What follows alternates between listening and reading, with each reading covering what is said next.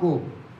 اور ایک ایٹمی طاقت بنا کے پاکستان کی دفاع کو ناقابل تسخیر بنایا تھا، اسی طرح آج وزیر اعظم پاکستان میاں شہباز شریف صاحب اور ان کے ساتھ ساتھ فیلڈ مارشل سید عاصم منیر صاحب اور جو نائب وزیر اعظم اسحاق ڈار صاحب ہیں، ان کی کاوشوں سے یہ جو چند دن پہلے مکہ معاہدہ ہوا ہے سعودی عربیہ، پاکستان اور ترکیہ کے درمیان، اس سارے انتظام کے اوپر، اس سارے جو انہوں نے جو اپنی کاوشیں کر کے پاکستان کو یہ مقام حاصل کروایا ہے، ہم سب کو اس پہ یقینی طور پہ فخر ہے، اور انشاءاللہ تعالی آپ کے درمیان بیٹھ کے آپ سے توانائی لیتے ہوئے یہ آپ سے وعدہ کرتے ہیں کہ انشاءاللہ تعالی اب جو اگلی منزل معاشی میدان کے اندر پاکستان کو حاصل کرنی چاہیے، اب اس کے اوپر خاطر خواہ پیش رفت آپ کو کرتے ہوئے انشاءاللہ تعالی نظر آئیں گے، اور اس کی طرف چند مثالیں میں آپ سے چند منٹ لیتے ہوئے اس کی طرف آپ کی نشاندہی بھی یقیناً کروں گا۔ پر ایک چیز تو پچھلے سال ڈیڑھ سال کے اندر طے ہو چکی ہے کہ پاکستان اب اس خطے کے اندر ایک نیٹ سیکیورٹی پرووائیڈر کی شکل کے اندر آگے آیا ہے، جو خطے کے اندر امن اور تحفظ کا ضامن ہوگا، اور یہ جو سعودی عربیہ کی معاشی قوت، ترکیہ کی دفاعی لحاظ سے جو ان کی جو انڈسٹری ہے اور جو ان کا تجربہ ہے، اور پاکستان کی جو فوج اور اس کی جو ماہریت ہے، اس کی مہارت ہے، اس کے بعد یہ تینوں کو اکٹھا ہو کے انشاءاللہ تعالی اس خطے کے اندر تاریخ ایک نیا رخ اب ترتیب دے گی انشاءاللہ تعالی۔ اس کے ساتھ ساتھ جو میں نے آپ سے بات کی کہ پچھلے 2-3 سالوں میں یقیناً وزیر اعظم شہباز شریف صاحب نے بہت سے مشکل فیصلے لیتے ہوئے حتمی طور پہ وہ جو گونج ہمارے ارد گرد سنائی دیتی تھی کہ پاکستان آج دیوالیہ ہوا، کل دیوالیہ ہوا، اس کو ختم کر دیا ہے۔ آج جو ناقدین بھی بحث کرتے ہیں وہ صرف اور صرف یہ ہے کہ پاکستان کو کس رفتار کے ساتھ ہم ترقی کے سفر پہ ڈال سکتے ہیں، اور اس کو مقام حاصل اس کا جو اسلامک امہ کے اندر ایک ایٹمی طاقت کے طور پہ ہونا چاہیے، کس پھرتی کے ساتھ اس مقام کو حاصل کر سکتے ہیں۔ تو اس کے اوپر جو ایران اور یہ جو خطے کے اندر جنگ پیدا ہوئی، اس سے جو مشکلات آئیں، اس سے وقتی طور پہ ضرور تکلیف ہم سب کو گھروں کے اندر بھی پہنچی، اور پاکستان کے معاشی سفر کے اندر بھی بہت سے نئے چیلنجز آئے، کیونکہ آج تک اس دنیا کی تاریخ کے اندر خام تیل نے کبھی $170 فی بیرل کی سطح نہیں چھوئی۔ خطے کی تاریخ کے اندر کبھی ایسے نہیں ہوا کہ ڈیزل کی قیمت $280-290 بیرل چھو کے آئی ہو۔ کبھی ایسے نہیں ہوا کہ خطے کے اندر پٹرول کی قیمت $150-160 فی بیرل کو چھو کے آئی ہو۔ کبھی اس طرح کی صورتحال ہم نے اپنے ہمسائے ممالک میں نہیں دیکھی، جن کے پاس $500-500 $600 ارب کے ذخائر تھے، کہ وہاں پہ پٹرول پمپوں کے اوپر نہ صرف قطاریں لگیں، پر لڑائی جھگڑا آپ کے سامنے کیمروں کی سکرینوں کے اوپر آیا۔ آپ نے کبھی اس طرح نہیں دیکھا کہ بنگلہ دیش، سری لنکا جیسے ممالک جو ہم سے ملتے جلتی معاشی حیثیت رکھتے ہیں، وہاں کے اندر ریشننگ کی جاتی ہو پٹرول کی، کہ ہر بندے کو شناختی کارڈ دیکھ کے 1-2 لیٹر پٹرول دیا جاتا ہو، اس کے پیچھے لڑائیاں ہو، قطاروں کے اندر لوگوں کی اموات ہوئی ہو، اور فوج کو نافذ کیا گیا ہو کہ جی آپ اپنی تنصیبات کو تحفظ دے سکیں. تو یقیناً پاکستان کے اندر قیمتوں کا چیلنج بہت بڑا ہمارے سامنے آیا, آج بھی سامنے کھڑا ہے, پر کم از کم قلت کا کسی جگہ کے اوپر بھی وزیر اعظم شہباز شریف صاحب اور ان کی ٹیم نے خارجہ محاذ کے اوپر مدد لے کے, معاشی محاذ پہ مدد لے کے کسی جگہ پہ نہیں آنے دی. اس کے بعد قیمتیں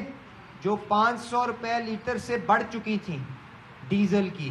پٹرول کی 500 روپے لیٹر چھو رہی تھیں, جب عاصم منیر صاحب کی کوششوں سے, اسحاق ڈار صاحب کی کوششوں سے, محسن نقوی صاحب کی کوششوں سے صلح بندی کی طرف گئیں, قیمتیں تھمنا شروع ہوئیں, تو وزیر اعظم صاحب نے اپنے وعدے کی پاسداری کرتے ہوئے اسی طرح منافع, اسی طرح جو فائدہ اور قیمتوں کی گراوٹ تھی عوام کو منتقل کی. ٹیکس کے اندر رد و بدل کیا, 100-200 ارب روپے وفاقی حکومت کے اور صوبائی حکومتوں کے صرف کر کے عوام کو تکلیف سے نجات دینے کی کوشش کی. اس کے باوجود بھی یقیناً بہت سے چیلنجز ہمارے سامنے آئے, اور ہم IMF پروگرام کے اندر بھی جکڑے ہونے کے باوجود, محدود وسائل ہونے کے باوجود, جو حکومت کوشش کر سکتی تھی آج تک میدان عمل کے اندر آپ کو کوشش کرتی ہوئی نظر آتی ہے. چاہے وہ موٹر سائیکل والوں کو ان کے گھروں کے اندر, ان کے موبائل کے اندر پیسے دیے گئے, چاہے ٹرانسپورٹ والوں کو کرائے کم کرنے کے لیے یا قابو رکھنے کے لیے امداد دی گئی, ٹریکٹر والوں کو, کاشتکاروں کو کسان کارڈ کے ذریعے پیسے منتقل کیے گئے. تو حکومت نے اپنی جو حیثیت تھی اس کے مطابق یہ جو آسمانوں سے چھوتی ہوئی تیل کی اور اشیاء کی قیمتیں تھیں ان کو روکنے کی بھرپور کوشش کی. اور اس کے ساتھ ساتھ وزیر اعظم صاحب نے جو وعدہ کیا کہ میں ایک شفاف اور ایک صاف ستھرے انداز کے اندر لوگوں کے اندر یہ نظام, جس کے اندر قیمتوں کو, کیونکہ ہم 90% اپنی توانائی باہر سے امپورٹ کرتے ہیں, انہوں نے وعدہ کیا میں شفاف انداز کے اندر وہ سارے کے سارے ریٹ جن کی بنا کے اوپر تیل اور ڈیزل کی قیمت کی طے کی جاتی ہے, اس کا ریٹ اوگرا کی ویب پیج کے اوپر شائع کر دوں گا. تو آج جب میں آپ کے سامنے بیٹھا ہوں, وہ ساری شیٹیں آپ اپنے فون کے اوپر, اوگرا کی پیج کے اوپر, نہ صرف انگریزی کے اندر بلکہ اردو کے اندر پچھلے چند مہینوں کی آپ اپنے فون پہ کھول کے دیکھ سکتے ہیں. اس کے ساتھ اوگرا, جس کی ذمہ داری قیمتوں کا تعین کرنا اور ایک شفاف, ایک منصفانہ انداز کے اندر جو ہمارے صارفین, تیل کے شعبے سے جو لوگ منسلک ہیں وہ اور حکومت, ان تینوں کے مفادات, ان تینوں کی بات سن کے فیصلہ انصاف کے اوپر مبنی کر کے روزانہ کی بنیاد کے اوپر قیمت کو طے کرنے کا 7 دن کی اوسط کے اوپر فیصلہ کیا گیا, جو آج ہمارے سامنے آ گیا ہے. اور آج مجھے آپ سے جب میں بات کر رہا ہوں اس چیز کی خوشی ہے, کیونکہ ریٹ 7 دن کی اوسط کے اوپر طے ہوتے ہیں. تو انشاءاللہ تعالیٰ اگلے 2 دن کے اندر اگر بین الاقوامی منڈی کے اندر قیمت یہاں پہ برقرار رہتی ہے تو انشاءاللہ تعالیٰ آپ کے سامنے ایک اچھی خبر خود بخود ہی آپ کے سامنے آئے گی. اور میں کوئی جادوگر یا نجومی ہو کے یہ بات نہیں کر رہا ہوں, میں یہ بات کیوں کر رہا ہوں, وہ آپ اپنے فون کے اوپر اوگرا کے پیج کے اوپر جا کے کھولیں کہ 7 دن کی جو آج پٹرول کی اوسط طے کی گئی ہے اس میں اخیرلے 2 دن جو ہیں اس کے اندر بین الاقوامی منڈی کی قیمت $112 اور $108 پر بیرل ہے. جب औसत निकालने के अंदर ये 2 दिन निकलेंगे اور آج جو $100 کے اندر قیمت آ گئی ہوئی ہے وہ دن اس کے اندر جمع ہوں گے تو خود بخود ہی کیا عوام کو ریلیف آگے آ جائے گا کہ نہیں آ جائے گا؟ تو یہ وہ شفاف طریقہ جو وزیر اعظم صاحب نے وعدہ کر کے اس کے اوپر عمل کرتے ہوئے آپ کو نظر آ رہے ہیں۔ اس کے ساتھ ساتھ ڈیزل کی جو औसत کے مطابق ریٹ نکالا جا رہا ہے، پچھلے 3 دنوں کا جو اب اخیرلے 3 دن رہ گئے ہیں، فلیٹس کا ریٹ $157، $154، $151۔ تو جب اس 7 دن کی औसत نکالنے کے اندر یہ 3 دن نکلیں گے اور آج جو $140 کا ریٹ اس کے اندر جمع ہوگا تو خود بخود ہی ہمارے دوستوں کو جو مہنگا ایندھن جھیلنا پڑ رہا ہے، خود بخود ہی قیمتیں ایک دن کر کے 3 4 5 روپے کر کے عوام کو منتقل ہو جائیں گی، اور اس کے اوپر کسی حکومت کا، کسی عہدے کا، کسی شخصیت کا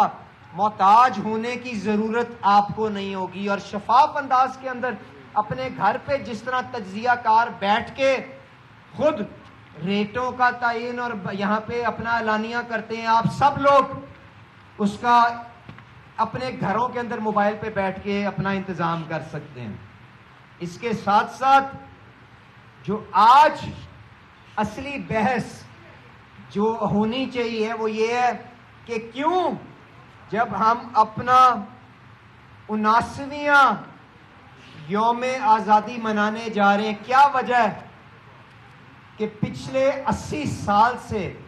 پاکستان اپنی توانائی کی ضرورت جو ہے وہ ساری کی ساری امپورٹ کے ذریعے پوری کرتا ہے؟ کیا وجہ ہے کہ وہ حکمران جو یہاں پہ حکمرانی کرتے رہے ہیں، انہوں نے پاکستان کے جو اپنے اندرونی وسائل ان کو بروئے کار لاتے ہوئے انہوں نے مقامی گیس، مقامی تیل کی دریافت کا خاطر خواہ انتظام نہیں کیا، جس کی وجہ سے ہم بین الاقوامی منڈیوں کی قیمت کے اوپر محتاج نہ ہوتے، عوام کو سستا شفاف توانائی فراہم کرنے کے لیے۔ تو یہ وہ بنیادی سوال ہے جس کے اوپر میں غزالی سلیم بٹ صاحب، ملک وحید صاحب اور اس ناچیز اپنی طرف سے آپ کے عوام کے حضور پیش کیے جا رہا ہوں کہ کیا وجہ ہے کہ آج تک ہم نے اس کے اوپر خاطر خواہ پیش رفت نہیں کی، اور کیا چیز ہے جو وزیر اعظم شہباز شریف پچھلی حکومتوں سے مختلف پر صحیح